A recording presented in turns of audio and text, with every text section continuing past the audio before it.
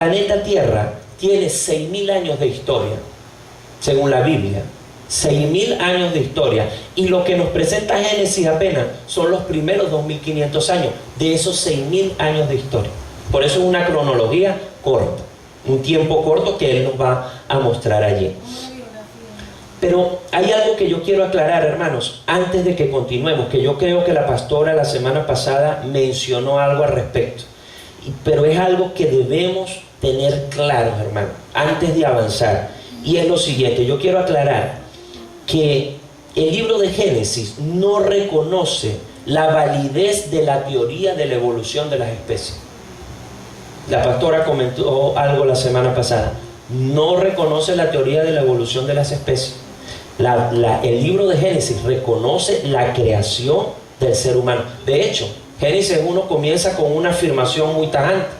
En el principio creó Dios los cielos y la tierra. Aquí no habla de ninguna teoría de la evolución, que fue poquito a poco, que... No. Ya después de Génesis, en Génesis 1:4, ya ahí sí Él relata los 6 primeros días y el 7º día descansó, cómo creó todo Dios. Pero esto de la teoría de la evolución, aunque hay algunas personas, y a pesar, por ejemplo, de que el Papa Juan Pablo II, ¿sí se acuerdan del Papa Juan Pablo II? En una oportunidad, el Papa Juan Pablo II, quien era muy admirado por muchas personas en el mundo, él dijo que la teoría de la evolución era más que una teoría. De hecho, él lo que estaba diciendo era que probablemente el mundo llegó a la existencia por la evolución. Fíjense quién lo estaba diciendo, el máximo líder de la Iglesia Católica. Él estaba diciendo, sí, Dios creó la tierra, creó las cosas, pero a través de la evolución. Eso se llama teístas que creen en Dios, evolucionistas. Teístas evolucionistas. Y hay muchos cristianos, aún evangélicos, entre comillas, que creen lo mismo. Que Dios creó todo, pero a través de la evolución. Pero nosotros no creemos eso, porque eso no es lo que dice la palabra de Dios. La Biblia, o usted la cree toda o no la cree. Nosotros no podemos agarrar una parte sí, una parte no. Porque Dios no es hombre para mentir, ni hijo de hombre para arrepentirse de lo que Él dice y de lo que Él le ha revelado a sus siervos los profetas. Amén. Gloria al Señor. Entonces eso es muy importante que lo tengamos en claro, hermano. ¿Por qué? Porque la teoría de la evolución, hermano, es simplemente teoría. ¿Usted sabe lo que es una teoría? Una teoría es una hipótesis, una suposición. Es como que usted me diga, por ejemplo, bueno, existen varias teorías de la creación del universo, ¿cierto? La teoría del Big Bang, la teoría de la otra, pero son teorías que no han podido ser comprobadas, simplemente hipótesis de las personas. ¿Y usted sabía cuántas teorías de la evolución existen aproximadamente? Como 25. A lo mejor hay más, pero de las que yo conozco, como 25. Hipótesis, suposiciones de cómo el hombre llegó a existir. Y la que cobró más fuerza fue la de Charles Darwin, este hombre que escribió un libro, ¿verdad?, sobre el origen de las especies, y él decía que nosotros descendíamos del mono. Entonces, según este señor, la abuela de nosotros, la tatarabuela, era la monachita, pues algo así. Entonces, quiero que quede claro esto, que el libro de Génesis no le da crédito a esto. Amén. Por lo tanto, nosotros tampoco.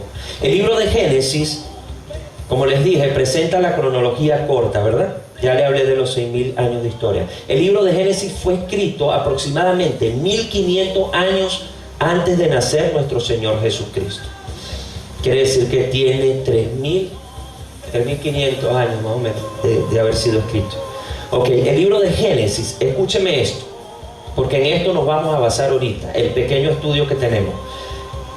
El libro de Génesis es el semillero de la Biblia. Es el semillero. ¿Cuántos han tenido semilleros donde guardan allí es el semillero? Es decir, que las ideas que encontramos en Génesis son seminales. Quiere decir que se desarrollan a través del resto de la Biblia. Están en el Génesis, como una semilla, pero se van a ir desarrollando a través de toda la Biblia y terminan su mayor desarrollo o climas allá en el Apocalipsis. Gloria a Dios. Entonces, esto es importante que lo sepamos, porque ya sabemos que son 66 libros distintos. Yo se lo quiero ilustrar de una manera con un ejemplo. Por ejemplo, usted sabe que en el mundo existen muchos parques nacionales, ¿cierto? En Estados Unidos existe uno muy grande, que es muy famoso, que se llama Yellowstone. No sé si lo ha escuchado, que tiene un volcán muy grande, muy famoso. Aquí tenemos varios parques nacionales. A ver, menciónenme, Canaima. Bueno, aquí tenemos el Parque Nacional Telepaine, etc. Y déjenme ilustrárselo de esta manera. Los que han ido a parques nacionales saben que cuando uno va a un parque nacional existen árboles gigantescos que tienen cientos y cientos de años. Y me llamó mucho la atención cuando yo estaba investigando que existe un árbol que se llama el árbol de secoya. Yo no sé si usted lo ha oído nombrar. Ese está en un parque nacional, que no recuerdo ahorita exactamente dónde es. Y dice que este árbol tienen ahorita esos árboles 3.500 años de antigüedad. Y miden más de 300 pies, son gigantescos. Pero usted sabe lo que son 3.500 años de antigüedad. Quiere decir que esos árboles existen ahorita y fueron sembrados 1.500 años antes de que naciera Cristo. Cuando Moisés estaba escribiendo el Génesis y todos estos libros, esos árboles apenas estaban empezando a crecer y todavía están vivos, el árbol de secoya. Y lo que más me llamó la atención es que este árbol, la semilla que lo produce es del tamaño de una hojuela de avena. Quiere decir que en esa hojuelita de avena está contenido ese árbol milenario gigantesco, como lo es el árbol de secoya. Entonces, ¿por qué lo coloco de ejemplo? Porque lo mismo podemos decir de Génesis. En Génesis tenemos las semillas, y esas semillas en el transcurso de la Biblia crecen y finalmente llegan a su mayor crecimiento y a su mayor desarrollo, como les dije, en Apocalipsis. Cualquiera diría que no conozca lo que nosotros acabamos de hablar. Pero eso no debe tener ninguna... Porque la Biblia la escribió una sola persona. No, fueron 40 autores diferentes. Y a mí me llamaba la atención porque yo decía, ¿cómo es posible que lo que escribió Moisés 1500 años antes de Jesucristo se conecte con lo que escribió Juan allá en la isla de Patmos 90 años después de la muerte de Cristo, 1600 años después? Como que Heliber escribió un libro, ¿verdad?, hace 1600 años, yo escribo otro ahorita, y ese libro se conecte y las ideas que él sembró allí terminen desarrollándose en el libro que yo escribí. Solamente algo sobrenatural. El Espíritu Santo de Dios es el único que pudo haber inspirado la palabra de Dios. Amén. Gloria a Dios. Quiere decir que Génesis tiene la semilla y Apocalipsis tiene esas semillas plenas y totalmente desarrolladas. Amén. Tiene el árbol de secoya allá, ¿verdad? Aquí está la semillita y allá está el árbol. Y en el transcurso de la Biblia, es decir, de los otros libros, vamos a ver el crecimiento de esa semillita. Por eso es que este estudio nos va a traer muchas satisfacciones a nosotros. Y por eso es que yo digo que no solamente vamos a estudiar Génesis, ¿verdad? Vamos a estudiar todos los libros de la palabra de Dios. Amén. Ahora,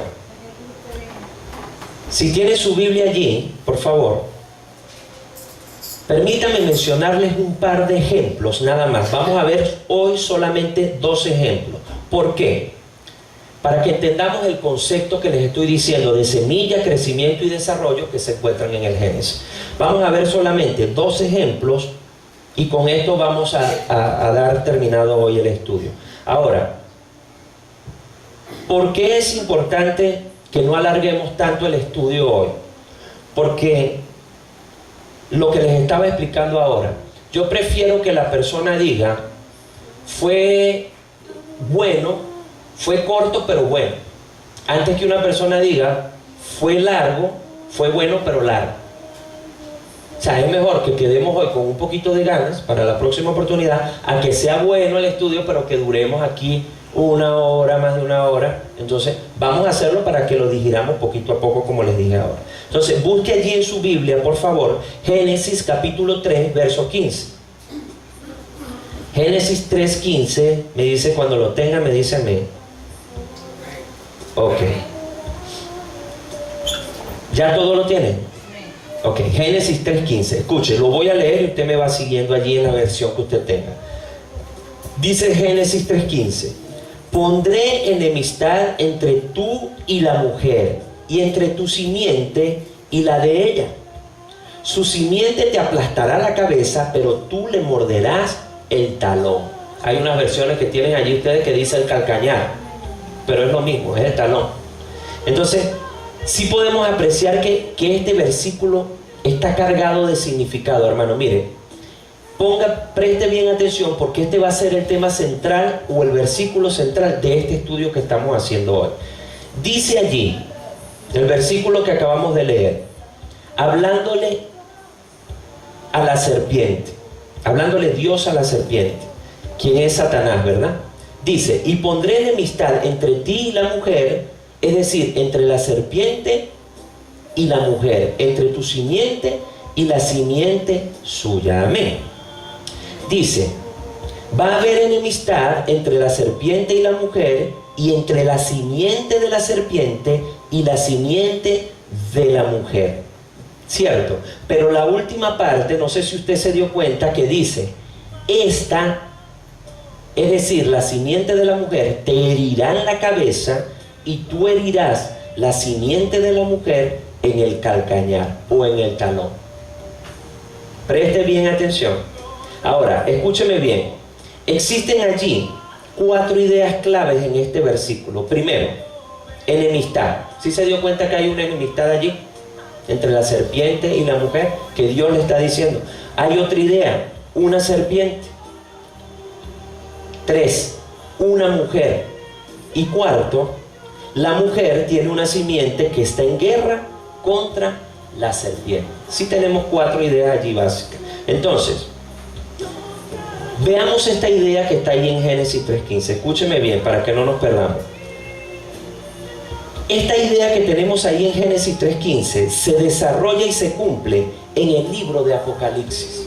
Ya lo vamos a ver por qué. Y es maravilloso, como le dije, cómo se complementa Génesis con Apocalipsis. Entonces, fíjese bien. Vamos a Apocalipsis 12, versículos del 1 al 5. Apocalipsis 12, versos del 1 al 5. Para que usted vea que ese versículo que acabamos de leer, esas semillas que están allí, se complementan y se desarrollan en el libro de Apocalipsis. Este es el primer ejemplo. Apocalipsis 12, del 1 al 5. ¿Lo tiene? Sí, amén. Ok.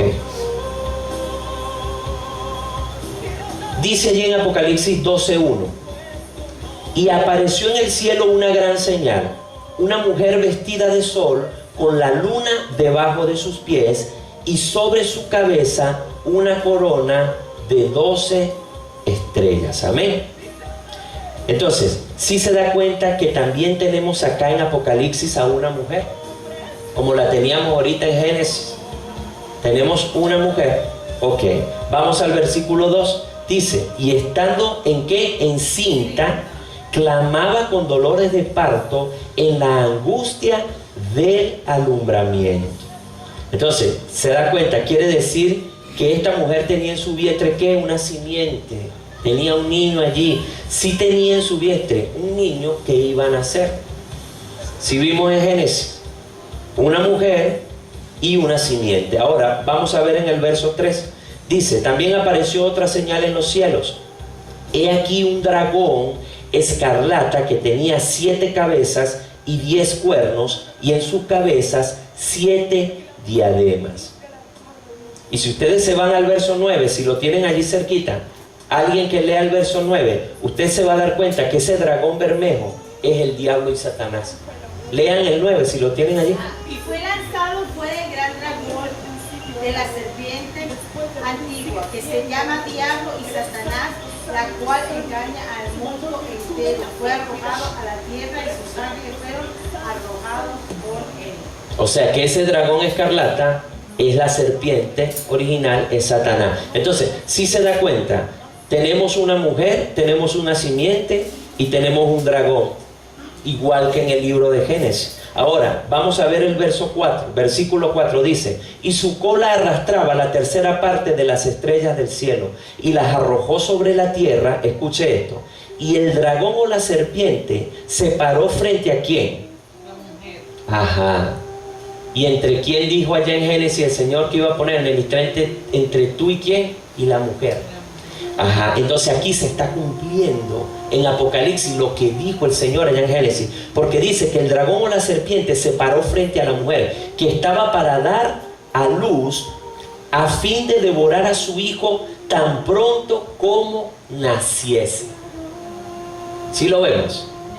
Ahora, yo no sé, yo le voy a regalar este versículo allí como adicional. ¿Alguien recordará un episodio por allá cuando el rey Herodes mandó a matar a todo ese poco niño antes de que cumplieran los 2 años? Sí recuerda que los mandó a matar porque se molestó porque estos reyes magos supuestamente lo habían engañado y él quería saber de ese rey qué iban a hacer. ¿Sí se acuerdan? Entonces, en ese momento se estaba cumpliendo esta profecía, porque en ese momento el dragón o la serpiente se paró frente a la mujer que estaba para dar a luz a fin de devorar a su hijo. Él mandó a matar a todos esos niños.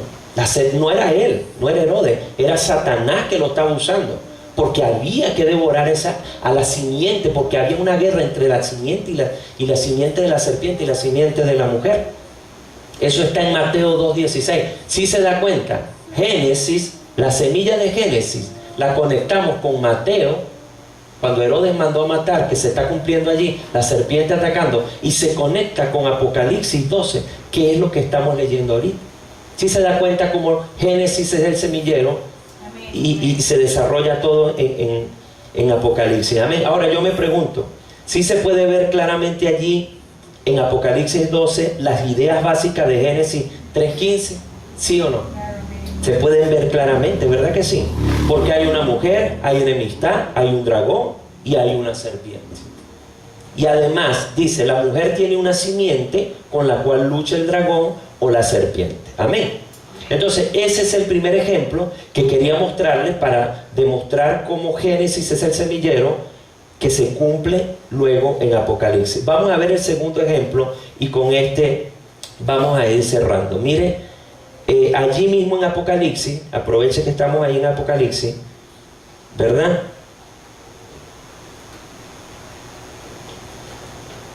No, perdón, vamos a Génesis 2:25, perdón. Génesis 2:25.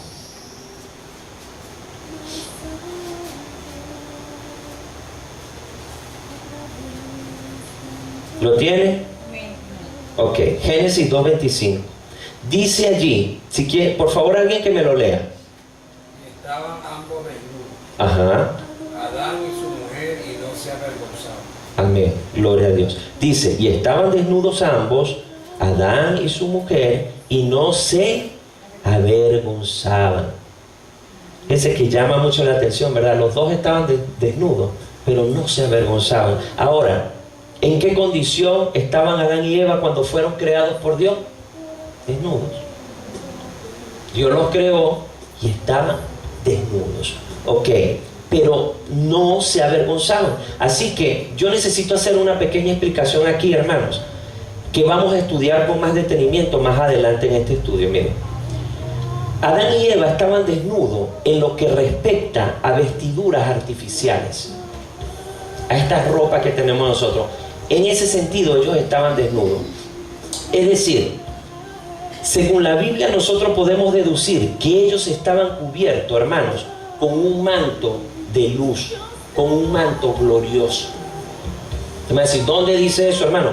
Eso lo vamos a ir estudiando más adelante, pero ahorita les voy a regalar unos versículos para que usted vea que ellos no tenían vestiduras hechas por manos humanas, pero sí tenían un manto glorioso de luz que los cubría de parte de Dios. Quiere decir que ellos estaban cubiertos de la gloria de Dios cuando ellos estaban allá en el huerto del Edén. Por eso no se avergonzaban.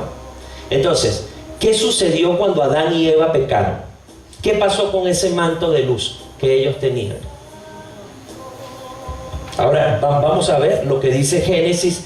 Revisa allí, Génesis 3:7, para que veamos qué pasó con ese manto de luz que ellos tenían, con ese manto glorioso con el cual los cubría Dios. Génesis 3:7. Alguien, por favor, que me lo lea. Entonces fueron abiertos los ojos de ellos. Ajá. Entonces De ambos. fueron abiertos los ojos de ambos y conocieron que estaban desnudos. Ajá. Entonces cosieron hojas de higuera y se hicieron delantales. Amén. Gloria al Señor. Entonces dice allí que cuando ellos pecaron, fueron abiertos los ojos de ambos y conocieron que estaban desnudos. Pero miren cómo llama la atención. Entonces ellos cosieron hojas de higuera y se hicieron delantales. ¿Cuántos costureros hay aquí?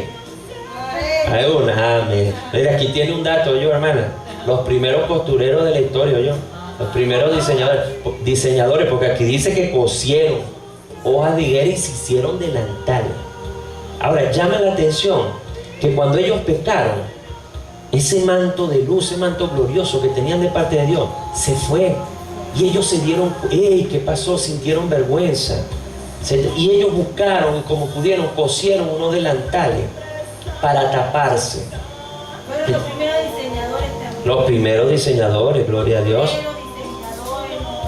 Y se dieron cuenta que estaban desnudos. Ahora, dése cuenta, mire, en el estado de inocencia que ellos estaban, en su estado de pureza y de justicia, ellos estaban vestidos con un manto de luz. Cuando no habían pecado, ¿verdad? Pero cuando pecan, el manto de luz se va y se dan cuenta que estaban desnudos.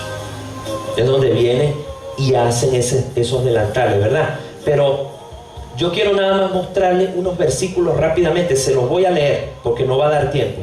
Para que usted vea cómo Dios puede vestirnos con un manto glorioso. Mire lo que dice el Salmo 104:1. Dice: bendice alma mía a Jehová.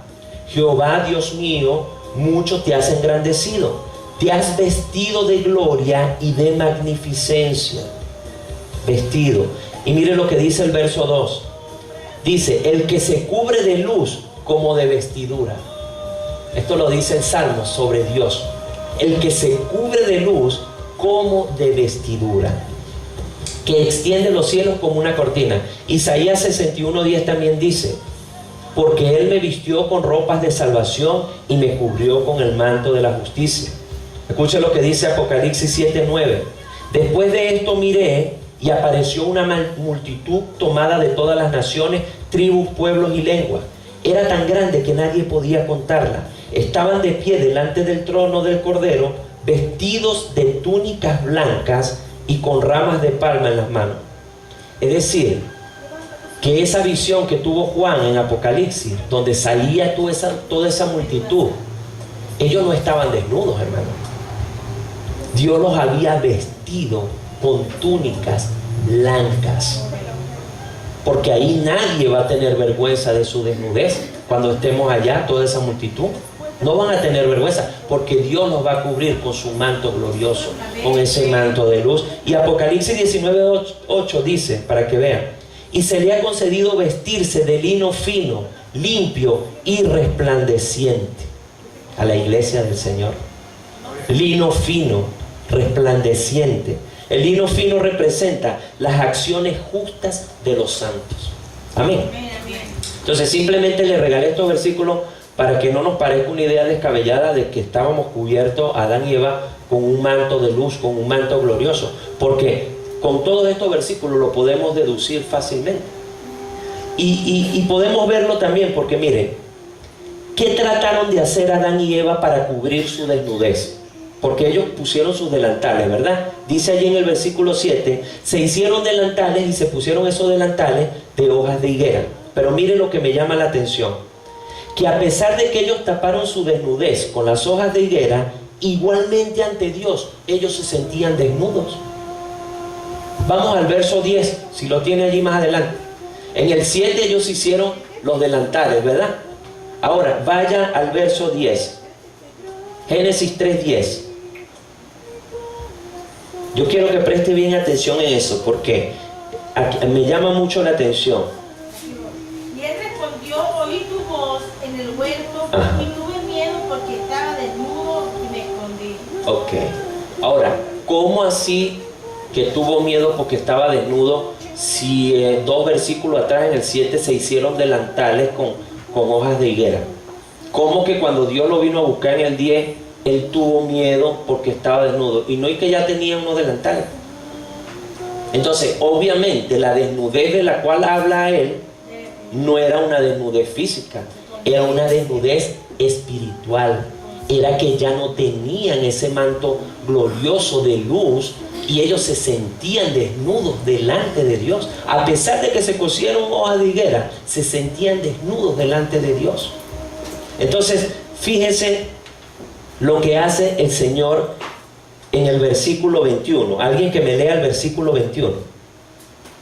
¿Cómo los viste Dios? ¿Cómo cubre Dios su desnudez? En el versículo 21. Y Jehová Dios hizo al hombre y a su mujer túnicas de pieles y lo vistió.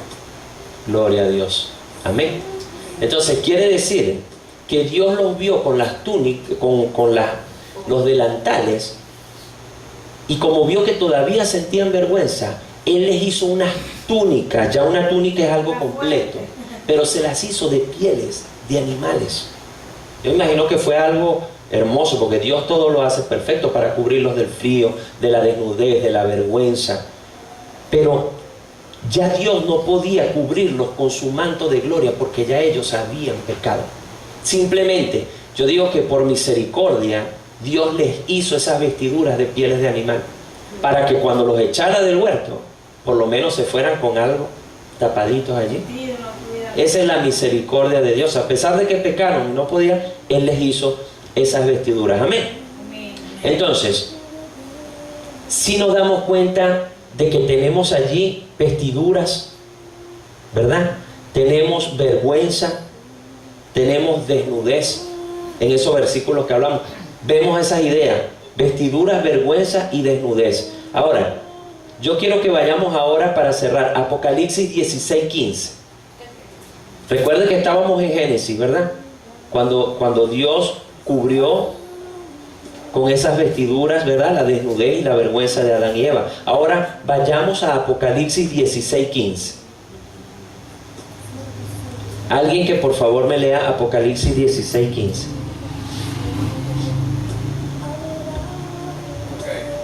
He aquí yo vengo como ladrón. Ajá. Bienaventurado el que vele y guarda ¿Su qué? su ropa, Ajá. para que no ande desnudo y vea su vergüenza. Gloria a Dios. Fíjense lo que dice: he aquí yo vengo como ladrón, dice el Señor. Bienaventurado el que vela y guarda sus ropas, sus vestiduras, es decir, su vestidura, para que no ande desnudo y vean su vergüenza.